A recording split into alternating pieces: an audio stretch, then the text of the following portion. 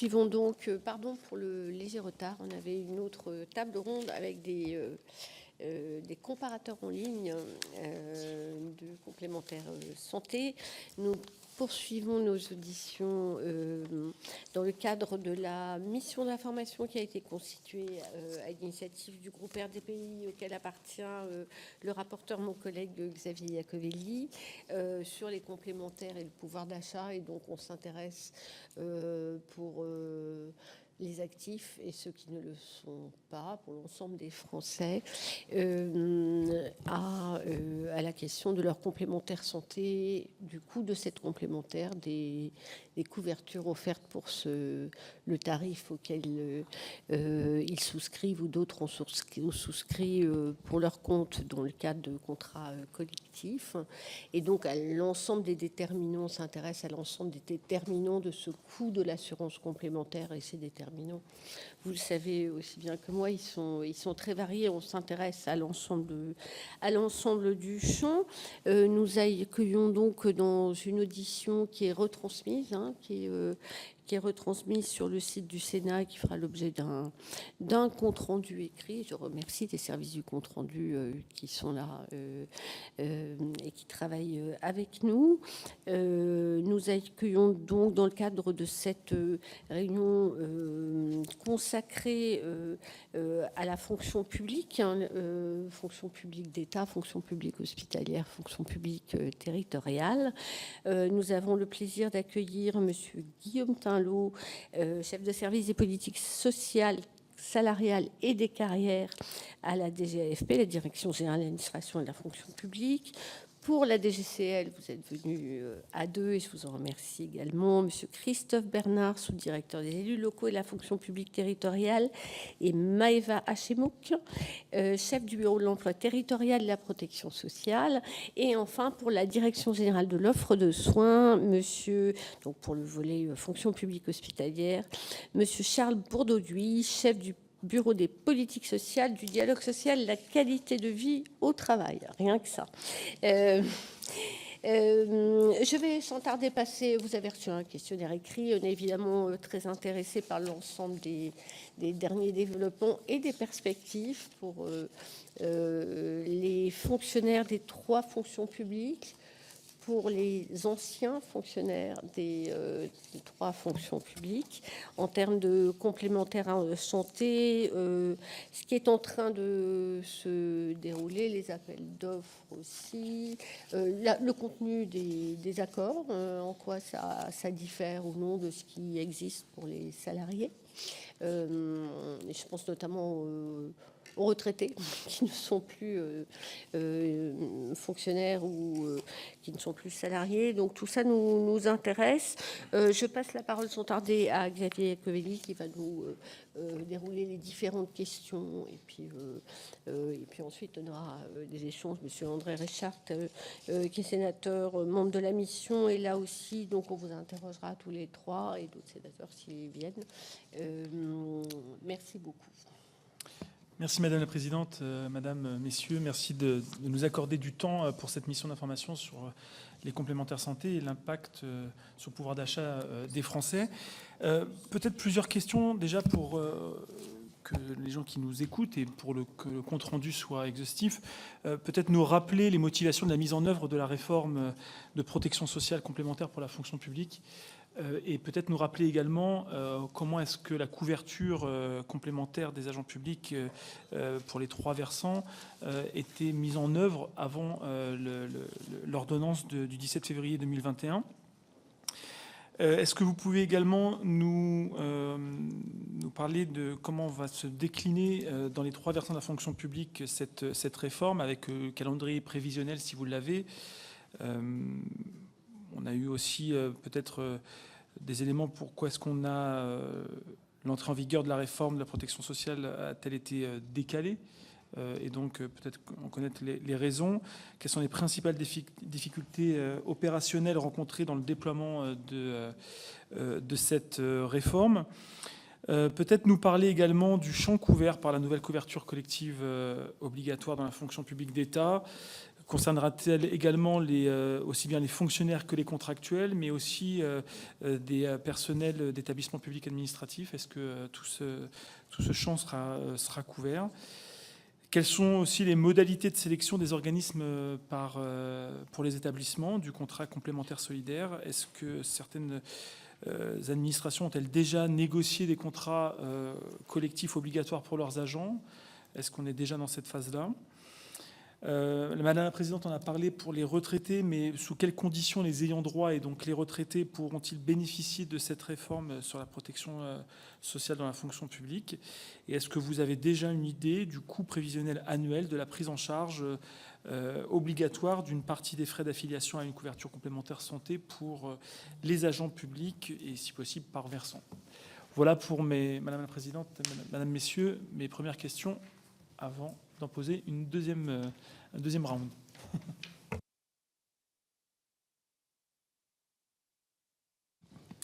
Merci Madame la Présidente, Monsieur le rapporteur. Quelques mots peut-être sur l'origine que vous évoquiez du régime de protection sociale complémentaire en santé que la fonction publique est en train de mettre en œuvre.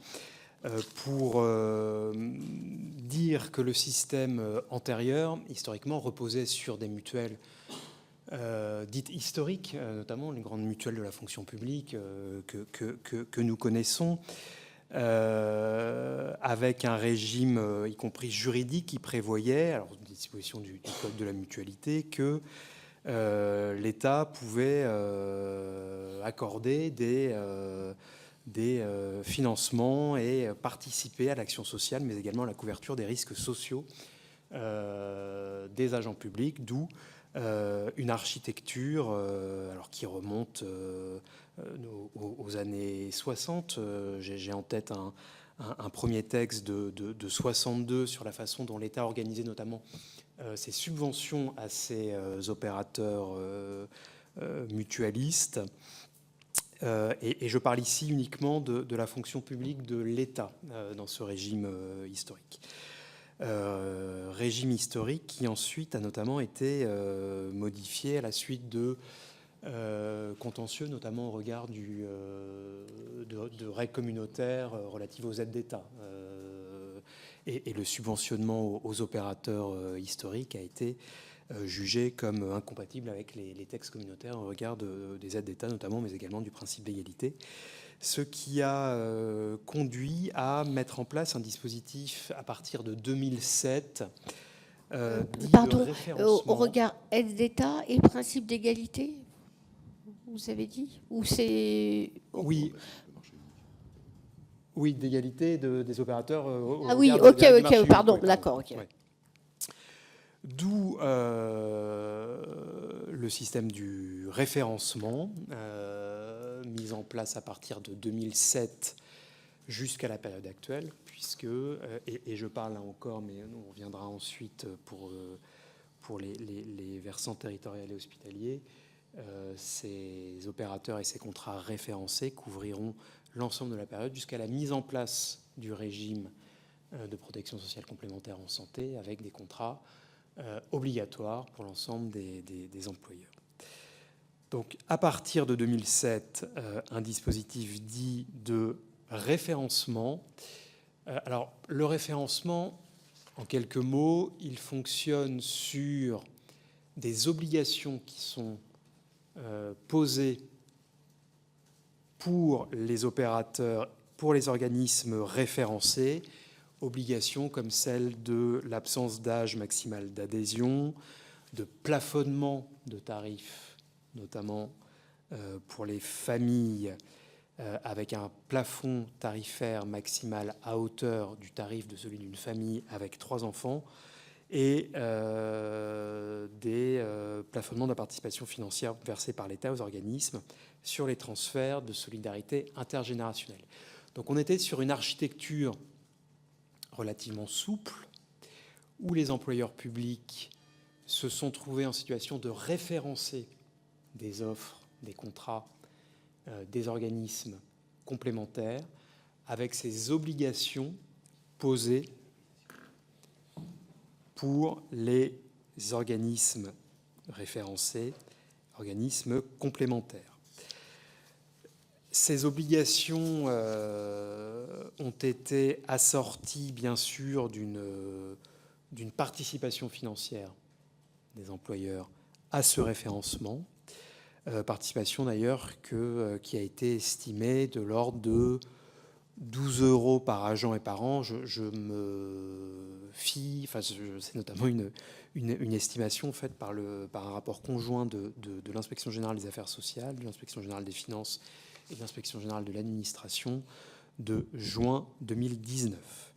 Donc un schéma de référencement sans participation directe vers les agents. Par rapport aux questions de pouvoir d'achat, on est bien sur une participation indirecte auprès des organismes pour financer les obligations et les mécanismes de solidarité, notamment prévus par le référencement, sans participation financière et a fortiori auprès des agents.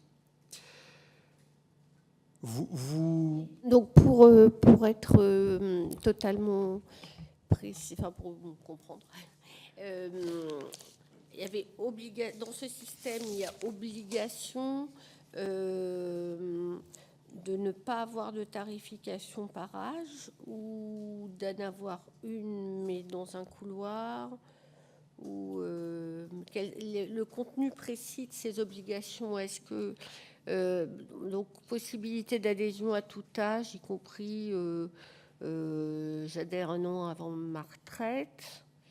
Et ensuite, l'organisme est censé poursuivre ma couverture au même tarif ou il y avait des choses qui ressemblaient à la loi Evin. Enfin, alors, ça a un intérêt rétrospectif qui est peut-être nul, hein, mais c'est pour comprendre d'où on vient et où on va. Oui. La tarification en fonction notamment de la qualité d'actif ou de l'âge était possible. Il n'y a pas eu d'obligation sur le niveau de tarif. On a fixé des obligations sur le fait de pouvoir adhérer, effectivement, absence d'âge maximal d'adhésion. Sur les tarifs liés à la composition familiale. Ça, j'ai compris. En revanche, selon l'âge, à ma connaissance, il n'y a pas eu d'obligation, notamment de plafonnement des tarifs. D'accord, c'est-à-dire qu'un ancien fonctionnaire pouvait être adhérent, mais enfin, l'organisme devait offrir une couverture à un ancien fonctionnaire, mais sans obligation concernant ses tarifs. C'est ça, a priori.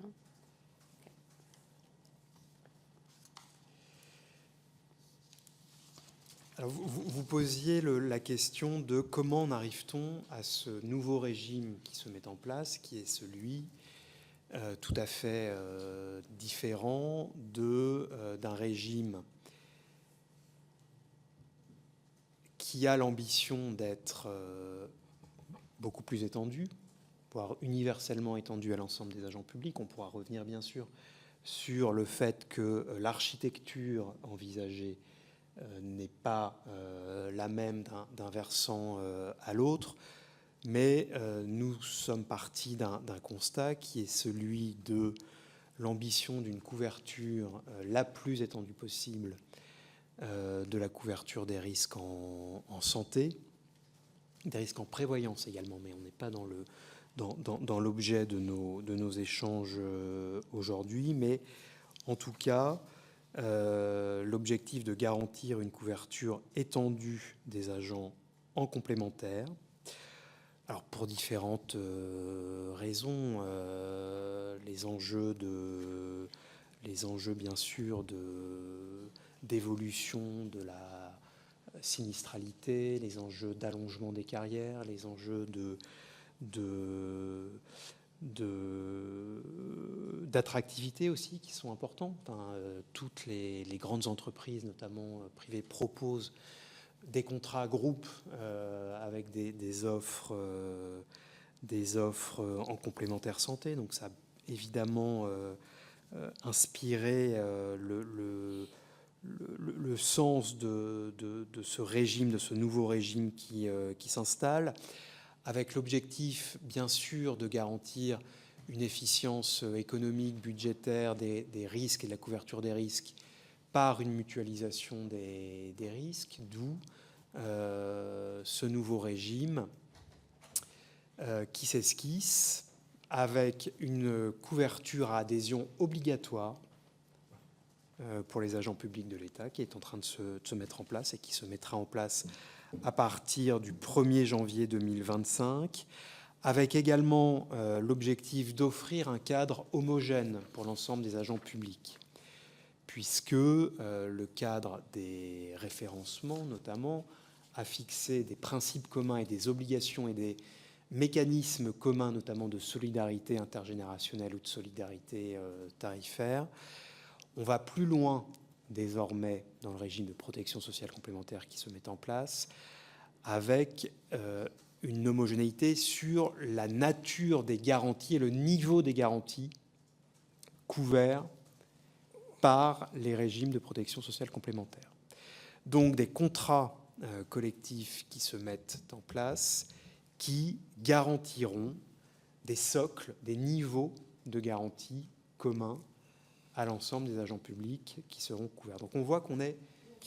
Parce que si j'ai bien compris, les contrats, ils vont être souscrits ministère par ministère, mais dans les appels d'offres que vous passez, il y a un socle qui est commun à l'ensemble des fonctionnaires de l'État, et ensuite, par ministère, des garanties additionnelles à ce socle minimal peuvent varier. C'est ça, le principe ? C'est ça, c'est absolument ça.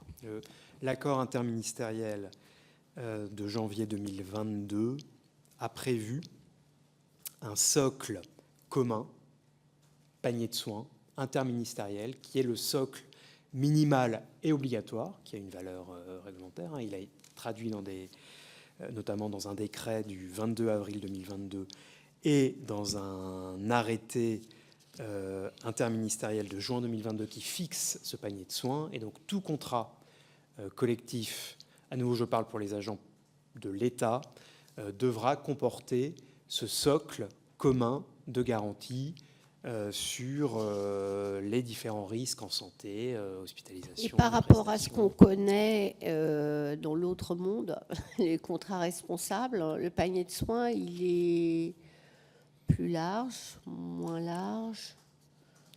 Comment vous l'avez défini ? Parce que vous êtes, avec toutes les qualités de la DGAFP, vous étiez par définition pas habitué à la différence des entreprises privées qui sont passées d'un système à un autre après l'ANI.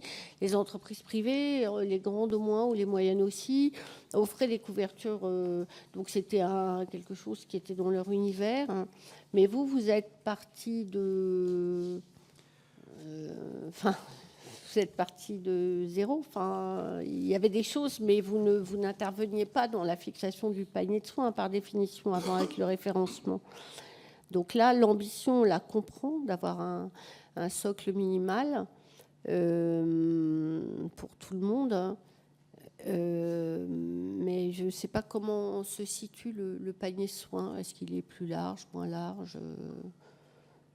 Nous avions l'historique des contrats référencés qui proposaient des offres différenciées selon les employeurs, différents niveaux optionnels d'offres. Donc on dessinait quand même un champ de garantie et un niveau moyen ou au moins usuel de garantie pour les agents publics qui se couvraient via ces contrats référencés. C'est la première chose. Donc il y avait cet historique. Alors dans un système tout à fait différent, effectivement, avec des offres différentes d'un employeur à l'autre, des niveaux d'offres différents au sein de chacun des employeurs, mais on avait cet historique. On a aussi examiné, bien sûr, les offres moyennes ou usuelles dans des grands contrats du secteur privé.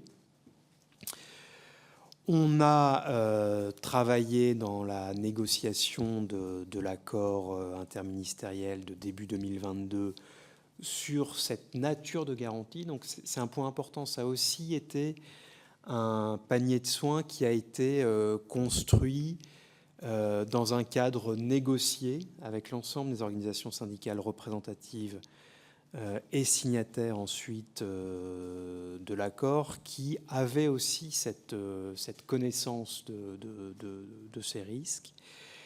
Et donc nous sommes parvenus à définir un panier de soins qui est apprécié, mais je me fie également à des analyses qui sont celles d'acteurs de l'actuariat, d'acteurs connus, qui font dire qu'on est dans un périmètre de panier de soins qui est relativement courant et moyen par rapport au grand type de couverture qui existe, avec un panier de soins qui couvre les grands domaines bien sûr de couverture de risques, les risques les plus fréquents comme les moins fréquents, avec donc un socle de garanties obligatoires et des garanties additionnelles, optionnelles, qui pourront être souscrites par les agents dans un principe de libre adhésion et d'adhésion facultative. Donc les agents, dans ce nouveau régime, auront l'obligation d'adhérer au contrat de leur employeur, avec des cas de dispense, bien sûr, qui sont prévus, et qui sont des dispenses génériques et de droit commun. Et on a un régime de protection sociale complémentaire qui s'inscrit tout à fait dans les dispositions de droit commun des régimes d'adhésion et tout le corpus juridique et jurisprudentiel, d'ailleurs, d'adhésion s'appliquera à la fonction publique, et notamment sur les cas de dispense d'adhésion.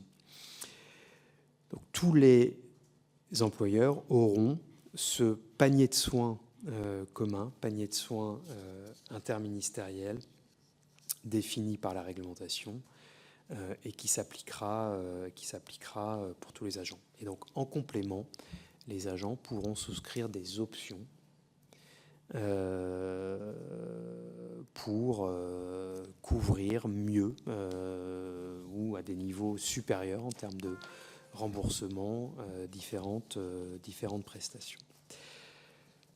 L'État remboursera et participera au financement de ces garanties à hauteur de la moitié de la cotisation d'équilibre, dans la terminologie retenue. Et donc ce qu'on appelle la cotisation d'équilibre, c'est le coût du panier de soins interministériel défini et calculé au niveau de chaque ministère.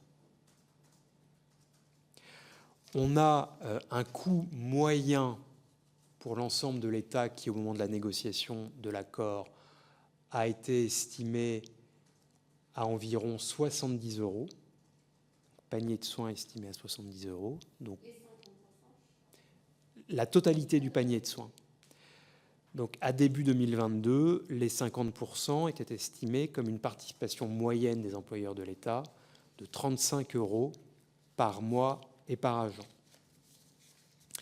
Il est prévu que les employeurs assurent une participation financière à hauteur de la moitié, de 50% de la cotisation d'équilibre, donc du coût des risques du panier de soins interministériel, apprécié pour chacun des ministères.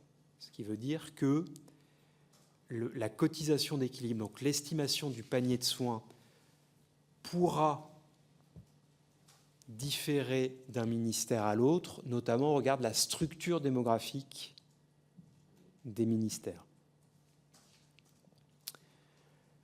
On a notamment des ministères. Alors, les différences sont mesurées d'un ministère à l'autre, mais il y aura bien une prise en compte de la démographie de chacun des employeurs qui conduira à ce qu'une cotisation d'équilibre puisse différer d'un ministère à l'autre. Et donc chacun des ministères assurera le financement de la moitié de cette cotisation d'équilibre au titre de ce régime. Pas du tout été, on avait un petit aparté, il n'a pas du tout été envisagé qu'il y ait une solidarité au sein de l'État et qu'un ministère ne doive pas surpayer en quelque sorte parce qu'il a une pyramide démographique défavorable. Imaginons que dans le contexte actuel on cherche à comprimer les effectifs, il y ait des ministères qui soient plus vertueux que d'autres et donc compriment leurs effectifs et donc un rapport démographique défavorable. Ces gens-là ces ministères-là devront payer plus cher en cotisation d'équilibre qu'un ministère qui aura continué à recruter à tout va plein de jeunes cotisants. Non ? La mutualisation des risques, voire la péréquation. Parce que là, c'est purement démographique. Là. Les écarts de cotisation d'équilibre entre ministères, je ne vois pas bien quels autres écarts il peut y avoir que démographiques, on est bien d'accord. Oui, c'est la structure démographique. Alors, il pourrait y avoir marginalement l'effet des dispenses qui pourraient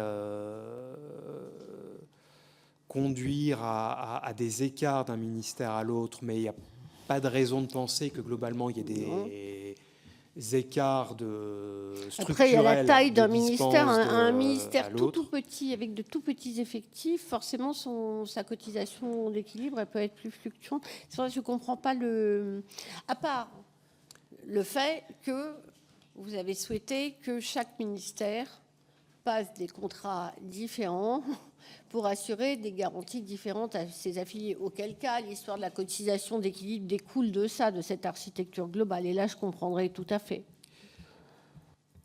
Oui, le point que vous évoquez, Madame la Présidente, il renvoie au fait que les ministères auront leur propre contrat, passeront leur marché avec notamment les critères et la valorisation des critères et de l'offre, la façon dont les opérateurs couvriront des offres, offriront des prestations additionnelles, mettront en place des circuits de remboursement. Et donc, il est prévu dans ce cadre que les ministères puissent également fixer les critères d'appréciation des offres, notamment des candidats complémentaires. Ce qui a conduit aussi, en plus des raisons que j'évoquais d'unicité et de responsabilité budgétaire et de pilotage budgétaire du régime au niveau ministériel, à ce que ce dispositif de mutualisation qui a été envisagé, qui a été évoqué dans le cadre du dialogue social et de la négociation de l'accord n'ait pas été retenu. On imagine aussi que ça aide à, quand on passe d'un système à un autre de façon aussi puissante, qu'il faille assurer une transition qui ne fasse pas non plus trop de dégâts dans le paysage. Enfin, on imagine aisément que ce n'était pas non plus un but recherché d'aller mettre au tapis des acteurs historiques, enfin en tout cas de les mettre au tapis par principe, quoi.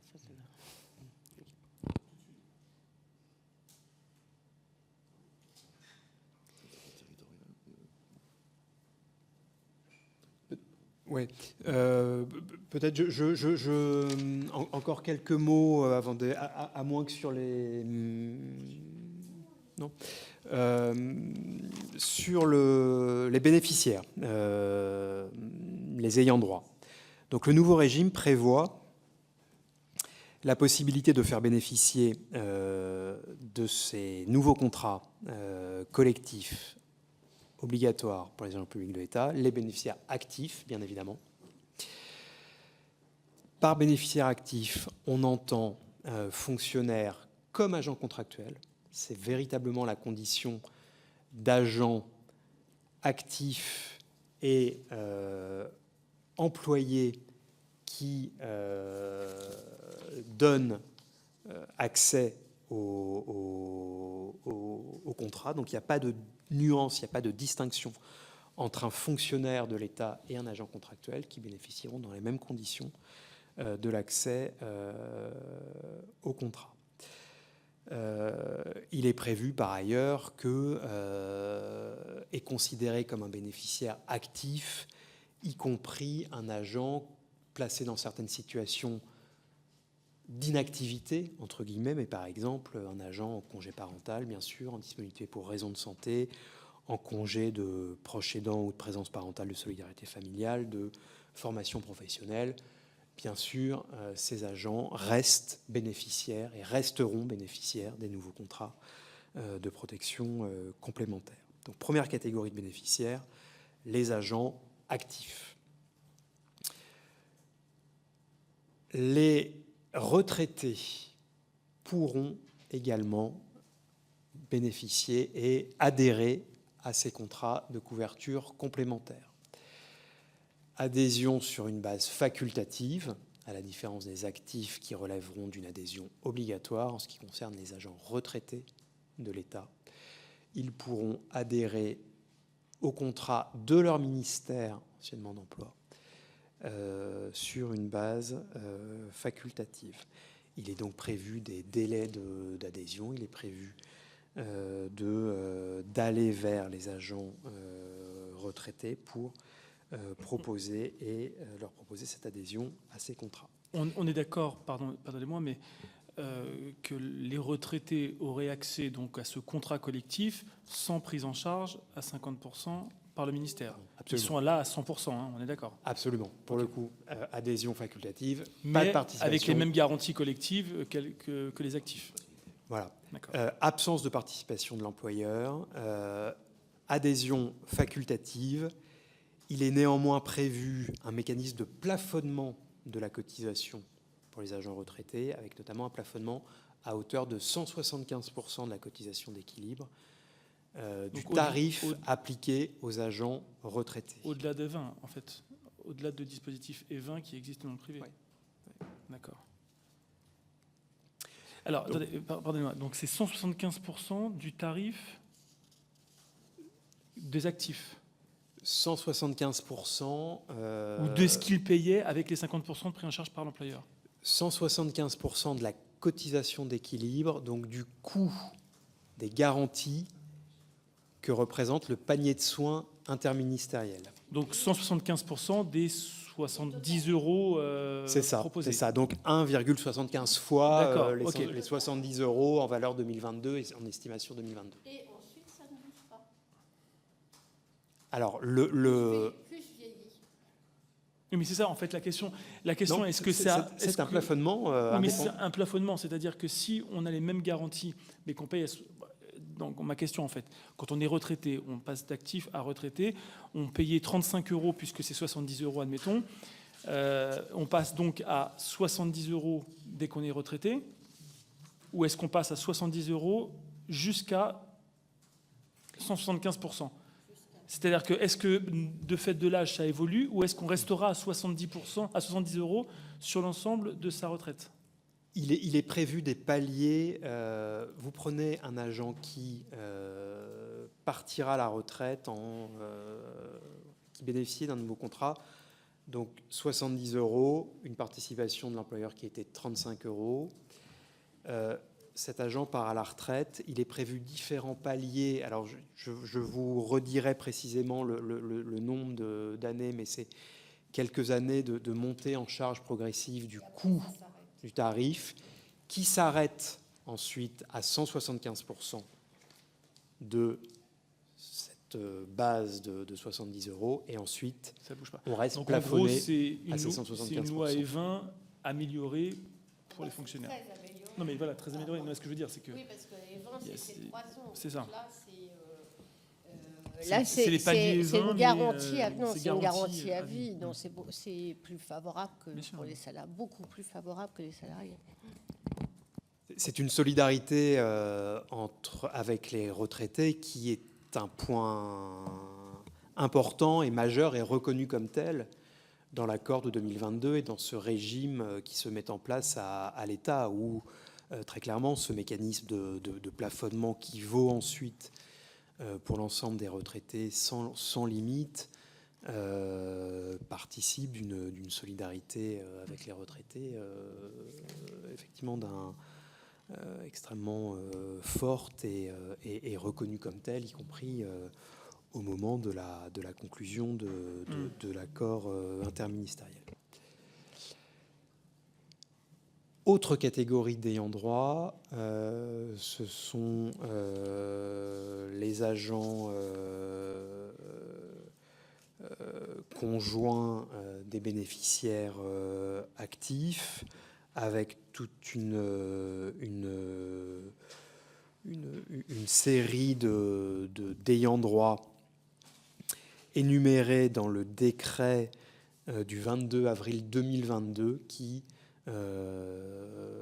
énumère les conditions dans lesquelles les ayants droit des bénéficiaires actifs peuvent adhérer au régime, donc conjoints non séparés de corps, personnes liées par un PACS à un bénéficiaire actif ou un bénéficiaire retraité, personnes vivant en concubinage avec un bénéficiaire actif ou un bénéficiaire retraité, les enfants, bien sûr, ou les petits-enfants bénéficiaires d'un bénéficiaire actif, d'un bénéficiaire retraité ou de leur conjoint, âgé de moins de 21 ans, une condition d'âge fixée à 21 ans ou à 25 ans en cas de poursuite d'études, et avec des conditions particulières en cas d'ayant droit, enfant ou petit-enfant reconnu en situation de handicap, avec là encore des dispositifs et des plafonnements tarifaires, notamment sur les ayants droit enfants. Il a initialement été prévu que la cotisation des enfants serait fixée à 50% de la cotisation d'équilibre. Et nous venons d'ailleurs, pas plus tard que ce lundi dernier, en Conseil supérieur de la fonction publique de l'État, modifier cette règle de 50% qui était un niveau fixé pour l'ensemble des contrats, qui sera désormais un plafond de 50% pour tenir compte notamment de la situation, de la structure démographique de certains ministères au regard de la composition familiale, et pour tenir compte du fait que certains contrats référencés, précisément, avaient des conditions tarifaires pour les enfants qui étaient très différentes et parfois très inférieures à ces 50% de la cotisation d'équilibre. Et donc pour faciliter et garantir une transition entre les régimes actuels référencés et le régime futur de protection sociale complémentaire, on a prévu, et il est prévu, que cette règle des 50% devienne un plafond qui permettra au ministère de... Pendant que vous parliez, j'ai regardé l'accord, et donc il y a un double mécanisme. Il y a un mécanisme pour les retraités dont on parlait tout à l'heure. Donc il y a première année, c'est cotisation d'équilibre, ensuite 125, plafond de 125, ensuite 150. Voilà, et si je comprends bien, à partir de 75 ans, ça ne bouge plus. Il y a une double garantie de non-évolution à partir de 75 ans. Et ensuite, il y a un mécanisme, une sorte de clause de revoyure avec une commission paritaire, au cas où ces mécanismes de mutualisation démographique représenteraient un coût supérieur à, 10% des cotisations. On réfléchit à l'évolution de ces paramètres si ce mécanisme coûtait plus cher que au moment de ce qui était prévu au moment de la signature de l'accord. C'est ça.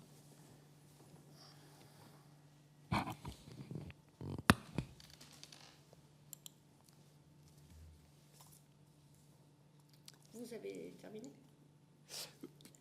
Oui, non, mais allez-y, on va passer à vos co-intervenants. Merci Madame la Présidente. Je ne referai pas l'histoire que vient de faire mon collègue sur les condamnations européennes et les injonctions du Conseil d'État d'abroger le fameux arrêté de 62 bien connu sous le nom dit Chazette, et qui a modifié substantiellement le paysage. C'était le premier temps historique. Le deuxième temps, dans la fonction publique territoriale, à la suite de la loi de modernisation de la fonction publique, qui est venue fixer un cadre juridique nouveau sur la protection sociale complémentaire à la suite de ce que nous venons de dire précédemment. Dans la fonction publique territoriale, la réforme de la protection sociale a été, on va dire, initiée à partir de 2007. Elle a réellement commencé parce qu'il lui fallait évidemment une base réglementaire solide. Et aujourd'hui, les fondamentaux de la protection sociale complémentaire sont dans le décret du 8 novembre 2011 qui a posé véritablement le cadre juridique qui permettait aux collectivités et à leurs établissements publics de pouvoir souscrire des garanties en matière de protection sociale complémentaire, c'est-à-dire aussi bien sur le volet santé qui nous intéresse aujourd'hui que sur le volet prévoyance. Alors, ce décret de 2011 répond d'ailleurs à de très nombreuses questions que vous avez posées tout à l'heure, notamment sur quelle peut être la différence entre la cotisation payée par un retraité et par un actif et quels peuvent être les écarts. On trouve évidemment toute une série de mesures de cette nature dans le décret de 2011. Qu'est-ce qu'il prévoyait historiquement et il prévoit toujours ? D'abord, c'est une aide à la personne qui peut conduire l'employeur à participer soit par le versement direct à l'organisme assureur, soit sur le bulletin de paye de l'agent. Le montant de la participation de l'employeur territorial est versé soit forfaitairement, soit en proportion de la rémunération, ou il peut aussi prendre la forme d'un montant du plafond mensuel de la sécurité sociale. Les employeurs publics peuvent moduler leur participation dans un but d'intérêt social, en prenant notamment en compte, par exemple, la situation familiale de l'agent territorial. Voilà à peu près le cadre, avec deux mécanismes qui, dans la fonction publique territoriale, continuent aujourd'hui de prospérer, ou bien la convention de participation, ou bien ce que l'on appelle la labellisation. Sachant que, j'y reviendrai si cela vous intéresse avec des chiffres, la labellisation sur le volet santé est encore aujourd'hui le moyen qui couvre le plus grand nombre d'agents dans la fonction publique territoriale, même si le passage en convention, en appel d'offres et en convention de participation tend à monter. L'ordonnance de 2021 vue par les territoriaux, un élément peut-être de contexte qui a un impact à la fois sur la grande préoccupation des employeurs territoriaux sur les questions de PSC, et d'autre part une préoccupation qui est aussi liée à deux éléments. D'une part, les métiers de la fonction publique territoriale, dont la sinistralité est beaucoup plus grande que peut-être la version de la fonction publique de l'État. Et ça, c'est un facteur évidemment qui a un coût pour l'employeur et donc une très grande responsabilité et un souhait des employeurs territoriaux de couvrir leurs agents. On verra d'ailleurs à travers des chiffres que la santé a quand même a couvert un nombre assez considérable d'agents bien avant la réforme de 2021, à l'issue de la réforme. Là, on parle de santé plus prévoyance. Oui, santé, c'est ça. Santé, oui, mais oui. santé Que au sens santé, large. je n'en que des chiffres santé, oui. Il n'y a pas prévoyance dedans. Si, il y a de la prévoyance. Si, c'est l'ensemble. Oui, il y a les deux. Donc, il y a eu le contexte, enfin, la démographie qui vient s'ajouter à une plus forte sinistralité, qui sont notamment liées aux métiers, dont il conviendra en effet de voir que par rapport aux compétences exercées par les collectivités, il y a en effet une sinistralité qui peut être plus ou moins grande par rapport à ce que peut-être, on va dire, les compétences exercées par une région au regard du bloc communal. Hein. Donc tout cela est une démographie, puisque la fonction publique territoriale est la plus âgée des trois. Hein. Donc tout cela est évidemment, ce sont des éléments qu'il faut prendre en compte. À l'occasion donc de cette ordonnance de 2021, quels ont été les principes posés dans la fonction publique territoriale? Alors d'une part, la première nouveauté était évidemment, sur la santé comme sur la prévoyance, de soumettre les employeurs territoriaux, non plus cette fois à une possibilité, donc un régime facultatif, mais un régime obligatoire de couverture. Le choix a été fait par les employeurs territoriaux. Je parlerai de prévoyance et santé, mais je ne travaillerai que sur la santé, mais il y a eu des choix qui ont été faits. Notamment, les garanties de prévoyance seront mises en œuvre à partir du 1er janvier 2025. En ce qui concerne la santé, ce sera le 1er janvier 2026. Sur la santé, quelles seront les obligations de l'employeur? L'employeur territorial aura l'obligation de prendre en charge, toujours selon les deux mécanismes, convention de participation ou labellisation, 50% non pas de la cotisation acquittée par l'agent, mais d'une valeur cible fixée par décret, valeur qui a été fixée par le décret d'avril 2022, soit, pour être très concret, c'est 50% de 30 euros, c'est donc 15 euros. Je pourrais vous donner quelques exemples. On voit d'ailleurs très bien que les collectivités qui ont d'ores et déjà, et qui n'ont pas attendu 2021 ni le caractère obligatoire en 2026 et qui couvrent, versent en règle générale un montant moyen qui est déjà supérieur à celui que je viens d'évoquer. On peut penser d'ailleurs à l'avenir que ce qui se produira sans doute, c'est que les collectivités qui ont déjà une couverture santé depuis très très longtemps et qui l'ont déjà mise en œuvre peut-être feront-elles plus que ce minimum qui est un plancher, puisque bien évidemment les collectivités territoriales peuvent faire plus, mais en revanche aucune d'entre elles peut faire moins.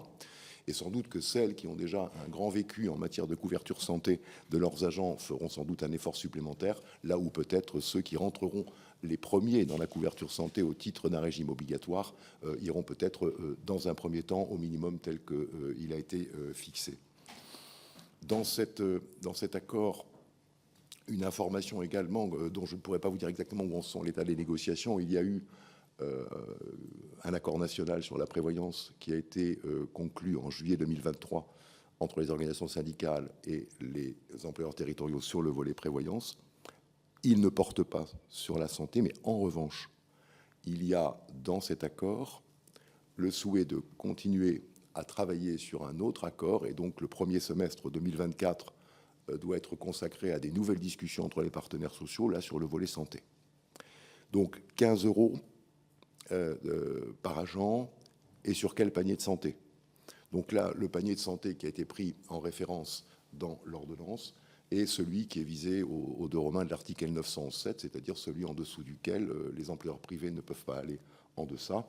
Et donc c'est vraiment un plancher. Mais là encore, bien évidemment, les employeurs territoriaux peuvent faire mieux. De très nombreux employeurs territoriaux font beaucoup plus. Mais en tout cas, le plancher 1er janvier 2026 à date, où je vous parle à cette audition. C'est pas un panier de soins ad hoc qui aurait été défini comme ça a été le cas par accord dans la fonction publique d'État. Il a été renvoyé, au Code de la sécurité sociale à l'article 907 Okay. Qui fixe le panier de soins le minimal. même que Voilà. pour les salariés. Et alors là, c'est pour l'ensemble évidemment des employeurs territoriaux. Ce panier de soins pouvant être évidemment amélioré au plan local. Et tout cela doit évidemment être mis dans la perspective des changements intervenus aussi en ce qui concerne la possibilité pour les partenaires sociaux de souscrire des accords collectifs locaux. Ce que l'on a appelé la réforme du dialogue social, les accords de Bercy rénovés, et donc qui permettent aujourd'hui à des partenaires sociaux, donc des organisations syndicales représentatives, soit celles qui ont au moins un siège au comité social territorial et les employeurs territoriaux, de pouvoir négocier au plan local, d'une part, des garanties supérieures à celles que je viens de décrire, qui constituent un plancher, mais d'autre part aussi, elles peuvent très bien, si on a un accord majoritaire, elles peuvent très bien passer un accord pour rendre l'adhésion obligatoire. Donc,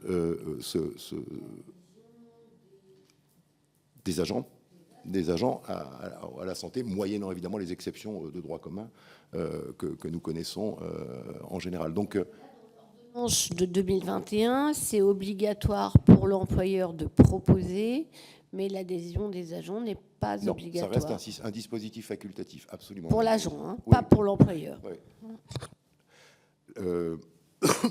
Ou bien par la convention de participation. Après, l'employeur peut très bien souscrire à son obligation assez facilement. Il suffit tout simplement de renvoyer l'agent sur les mutuelles labellisées, et puis à ce moment-là, l'employeur s'acquittera des 15 € qu'il doit à son agent, indépendamment d'ailleurs des options ou de ce qui aurait pu être pris par l'agent, qui, bien évidemment, peut prendre plus que le L907, qui est le panier minimum.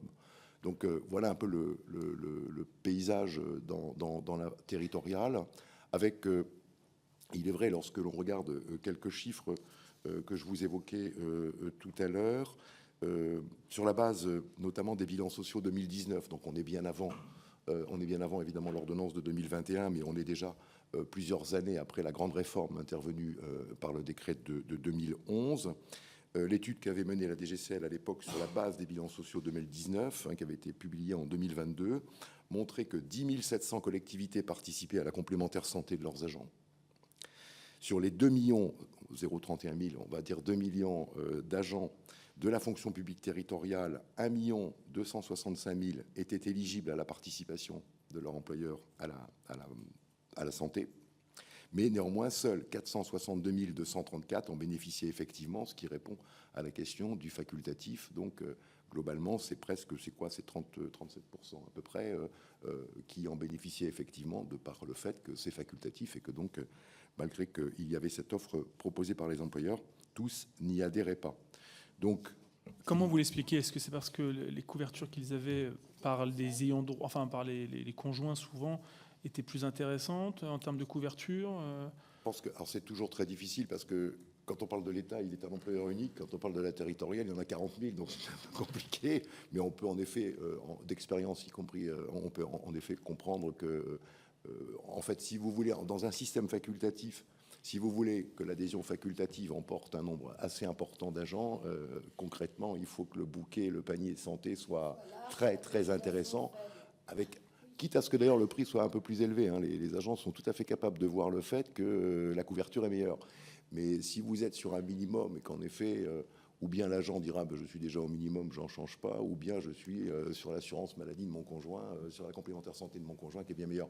Donc je pense que ce taux un peu d'attrition, il est un peu lié à cela, au fait. Mais bon, c'est quand même une couverture qui, avant la réforme de 2021, était quand même importante et méritait d'être soulignée.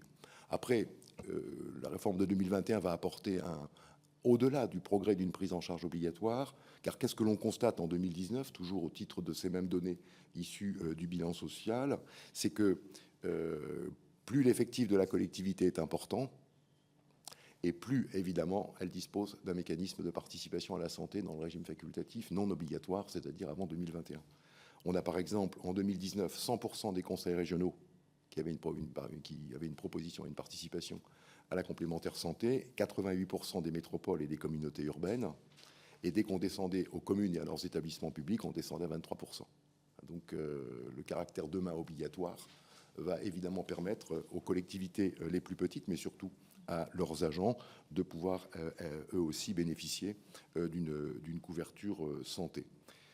Dans l'organisation, j'anticipe un peu, mais je ne vais pas aller au-delà, puisqu'il y a une question qui porte sur en quoi tout cela va peut-être modifier aussi l'économie et l'écosystème des assureurs, des mutuelles historiques et des plus gros assureurs. Il fallait veiller aussi dans la fonction publique territoriale. On a, comme vous le savez, 25 000 communes de moins de 1000 habitants. Et donc, il faut, pour pouvoir mutualiser le risque, obtenir des prix qui soient tout à fait satisfaisants au bénéfice gagnant-gagnant à la fois de l'employeur et au bénéfice de l'agent, et d'organiser une mise en concurrence et des conventions de participation qui puissent être le plus large possible, raison pour laquelle, dans une pratique que l'on utilise à d'autres fins dans la fonction publique territoriale, qu'elle va pouvoir s'appuyer pour les petites collectivités sur les centres de gestion départementaux, et avec la possibilité, comme ces centres le font déjà pour bien d'autres sujets, comme les concours, etc., de pouvoir passer des conventions et des appels d'offres qui soient supra-départementaux, voire supra-régionaux, de telle sorte que l'on puisse avoir une taille critique qui permette véritablement à la fois d'attirer, on va dire, des soumissionnaires et surtout de mutualiser le risque au regard de petites collectivités qui peuvent avoir 10 ou 12 agents, on va dire, plutôt âgés, alors que d'autres en auront des plus jeunes. Donc tout cela, sur l'ensemble de nos collectivités à très faible effectif d'agents, qui sont les plus nombreuses en tant qu'entité employeur, c'est évidemment par le mécanisme des centres de gestion et de la capacité qu'on leur a donnée de pouvoir passer des appels d'offres supradépartementaux qui doit permettre notamment, donc il y a tout un travail de découpage à faire avec les centres de gestion, notamment pour ces petites collectivités. Le rendez-vous est pris au 1er janvier 2026, puisque là, quelle que soit la modalité, labellisation ou convention de participation, il y aura bien une couverture obligatoire pour l'ensemble des agents territoriaux, quelle que soit la collectivité à laquelle ils appartiennent. Très clair, merci beaucoup. Fonction publique hospitalière, merci.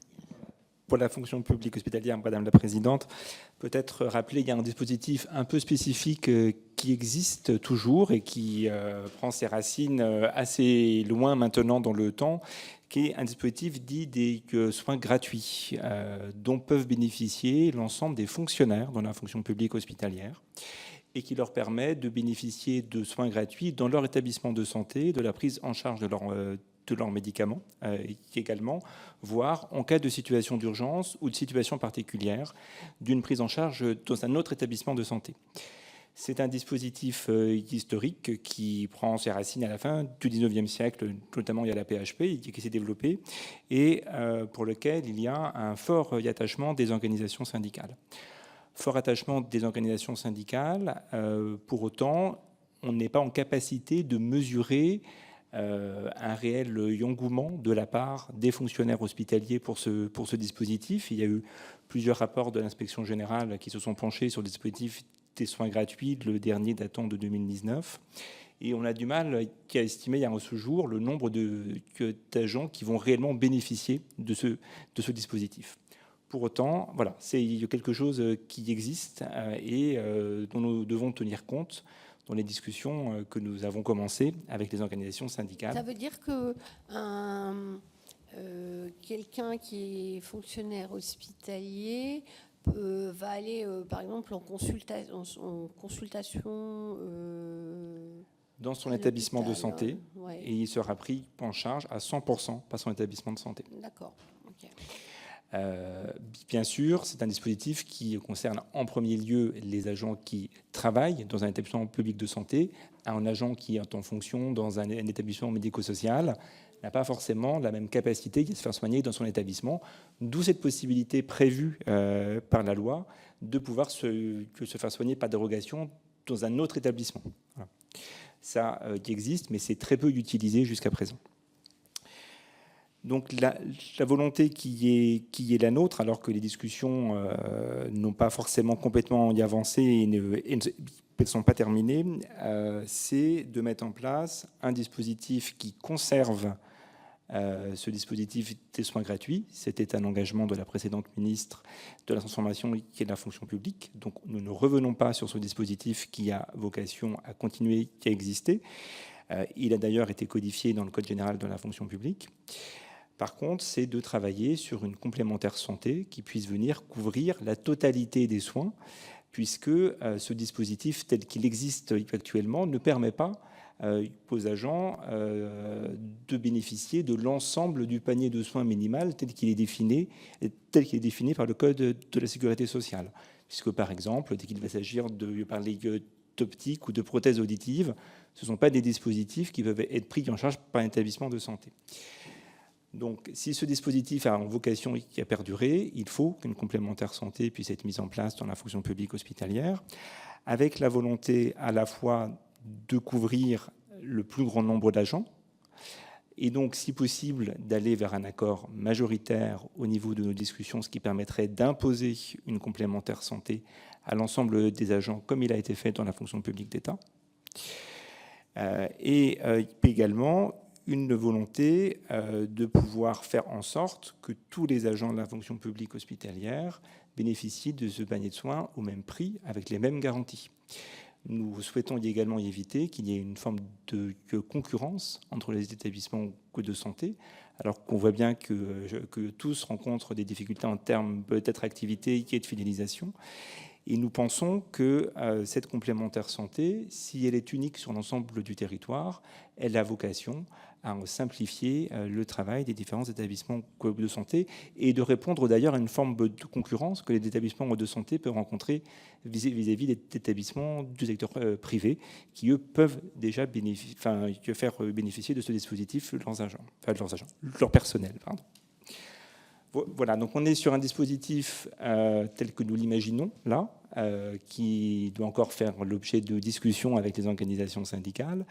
On a un calendrier de mise en œuvre un petit peu décalé par rapport à la fonction publique d'État, puisque la mise en œuvre est prévue au 1er janvier 2026. Mais vous voyez que c'est quasiment demain maintenant.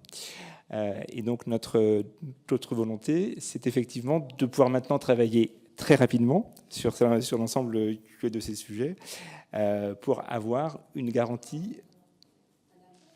Exactement. D'abord un accord, voilà, avec, je l'ai dit en préambule, des organisations syndicales qui sont fortement y attachées. Il y a un dispositif des soins gratuits. Et en même temps, la volonté de trouver un dispositif qui permette de couvrir plus largement l'ensemble des agents de la fonction publique hospitalière, puisqu'en plus, les soins gratuits tels qu'ils existent actuellement ne couvrent que les fonctionnaires, ne couvrent pas les contractuels, ne couvrent pas les ayants droit, ne couvrent pas les retraités. Merci beaucoup, c'est très clair. Xavier. Moi, j'avais une question effectivement sur les 15 euros, mais vous avez complètement répondu en fait à la question. Donc moi, j'ai pas plus de questions pour l'instant. Donc je laisse Madame la C'est Présidente. pour le représentant des GFP. J'ai pas tout à fait compris où en est-on dans les appels d'offres. Enfin, il y a déjà eu des réponses, elles ont été examinées. Il y a déjà des attributions de l'eau, enfin, dans certains ministères. Oui, une mise en place des contrats dans les ministères qui se fera de façon échelonnée à partir du 1er janvier 2025. Les premiers contrats dans ce nouveau régime de PSC seront mis en place au 1er janvier 2025. C'est le cas, par exemple, au ministère des Armées, ce sera le cas au ministère de la Transition écologique, dans les services du Premier ministre, à compter du... Alors, les marchés, les procédures sont lancées. Le ministère des Armées a notifié son marché, c'est le premier à le faire. Les autres ministères qui basculeront dès le 1er janvier 2025 sont dans les dernières étapes de leur procédure de marché. Et donc le calendrier de mise en place des contrats dans les ministères se fera à partir du 1er janvier 2025 et se fera dans le courant de l'année 2025 jusqu'à début 2026, en fonction notamment de l'échéance des contrats référencés. Puisqu'il est prévu dans la mise en place du nouveau régime qu'il n'y ait pas de date de bascule identique pour l'ensemble des ministères. La loi a défini la date de lancement, enfin à laquelle les nouveaux régimes pourront se mettre en place. Elle était initialement au 1er janvier 2024. Elle a été, par la loi de finances pour 2024, repoussée au 1er janvier 2025. Et donc cette date ne signifie pas que l'ensemble des ministères basculeront au 1er janvier 2025, mais donc que les premiers basculeront dès le 1er janvier 2025. Et donc ils basculeront en fonction de l'arrivée à échéance des contrats référencés.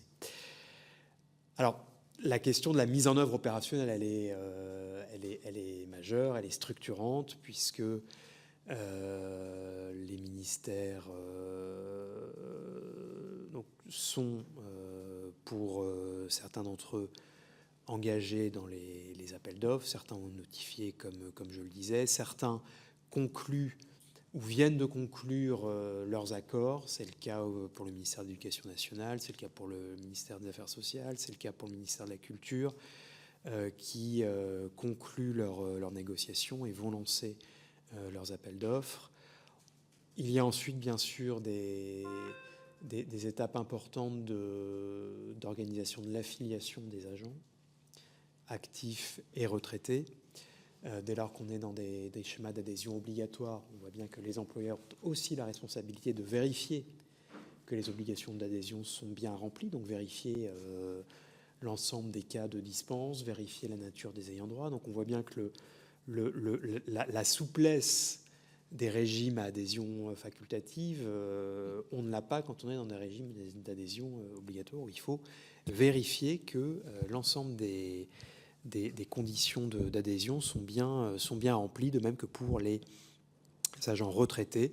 Les employeurs, avec le service des retraites de l'État, mettront en place des démarches d'information, de communication vers les agents retraités pour leur proposer cette adhésion au nouveau régime.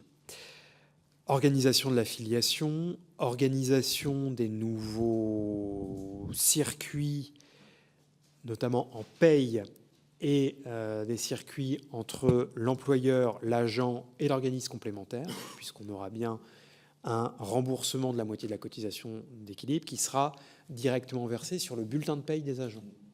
Donc, ce qui signifie des développements dans les systèmes d'information RH qui sont tout à fait importants et structurants.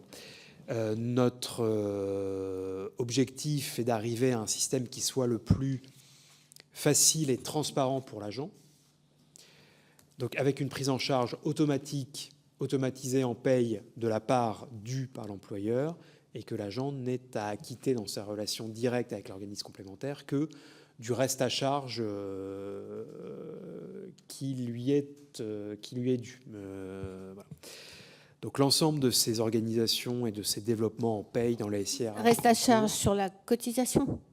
sur la cotisation D'accord. et sur les éventuelles options Ah oui, pardon. qu'aura souscrit l'agent. Donc on voit bien qu'on aura des flux de facturation directs entre l'agent et l'organisme complémentaire et la paye de l'agent, et les employeurs prendront en charge directement en paye la part de participation financière de l'État. Donc toutes ces étapes sont en cours de mise en place avec des travaux, y compris menés au niveau interministériel et commun pour l'ensemble des agents de l'État, notamment les spécifications techniques en paye, l'ensemble des développements mis en œuvre et développés avec la Direction générale des finances publiques, avec le Centre interministériel pour les SIRH, pour prévoir l'ensemble de ces spécifications techniques qui sont importantes et lourdes. Et c'est aussi un nouveau métier finalement, en réalité, quand on a ce type d'organisation. Donc on a aussi des services RH dans l'ensemble des employeurs qui se structurent pour mettre en place cette nouvelle fonction qui est celle du suivi et de l'accompagnement des agents dans leur adhésion à ces contrats collectifs.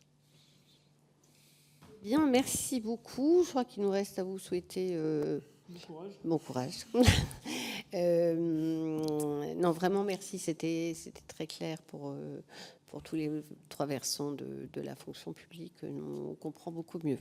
Donc, merci pour vos explications. Merci beaucoup. Et puis, d'une manière, vous avez reçu un questionnaire écrit en plus si il y a d'éventuels détails complémentaires. Voilà. Merci beaucoup, madame. Merci beaucoup, messieurs.